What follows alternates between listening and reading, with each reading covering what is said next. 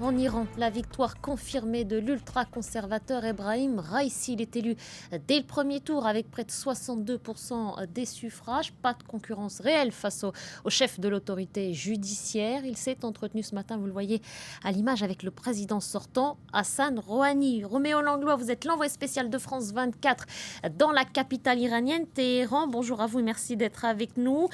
La victoire de Raïssi ne faisait pas de doute, mais elle est bien confirmée. Il est désormais le prochain président de la République islamique d'Iran. C'est ce que souhaitait l'ayatollah Khamenei d'ailleurs.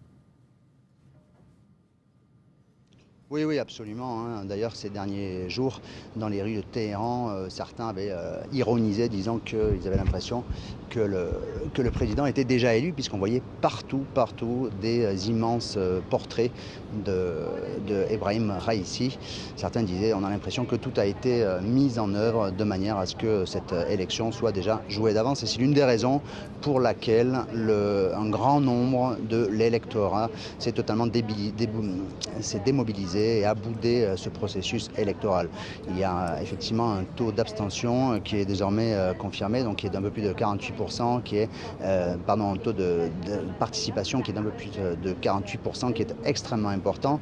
C'est l'abstention la plus importante de toute l'histoire de la République islamique d'Iran. Donc le candidat ultra-conservateur Ebrahim Raïssi arrive loin devant le candidat du camp modéré, donc Monsieur Abdel Nasser Hemati, le gouverneur de la Banque centrale, qui lui a obtenu beaucoup moins de voix. Et à noter qu'il y a eu un très grand nombre de bulletins blancs ou nuls lors de cette élection, 4,3 millions de bulletins blancs ou nuls. Donc après le score de Monsieur Ebrahim Raïssi, d'une certaine manière, le deuxième à l'emporter, c'est le vote nul ou le vote blanc.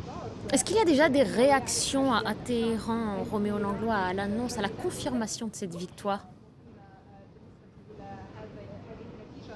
Non, il n'y a pas encore vraiment de réaction, puisque pour beaucoup considèrent que cette élection était jouée d'avance. Donc la plupart des gens, en fait, ne suivent pas avec un grand appétit, heure après heure, les résultats finaux. Seuls les journalistes, seuls les spécialistes suivent un petit peu le déroulé exactement du compte-rendu des résultats. Mais pour l'instant, non, il n'y a pas de grands mouvements, il n'y a pas de réaction importante de la part des Iraniens pour beaucoup d'entre eux, évidemment, cette élection a été jouée. Alors bien sûr, les partisans d'Ebrahim Raïssi se félicitent de cette victoire. Nous en avons rencontré plusieurs d'entre eux. Ils disent qu'ils comptent sur le président, donc Ebrahim Raïssi, pour relever l'Iran, pour arriver à améliorer l'économie, pour arriver à négocier à l'international autour du nucléaire, la levée des sanctions occidentales économiques qui affaiblissent considérablement le pays. Tous disent qu'ils veulent un homme fort.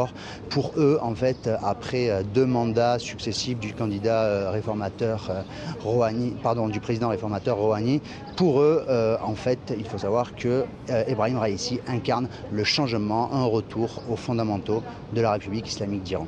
Roméo Langlois en direct de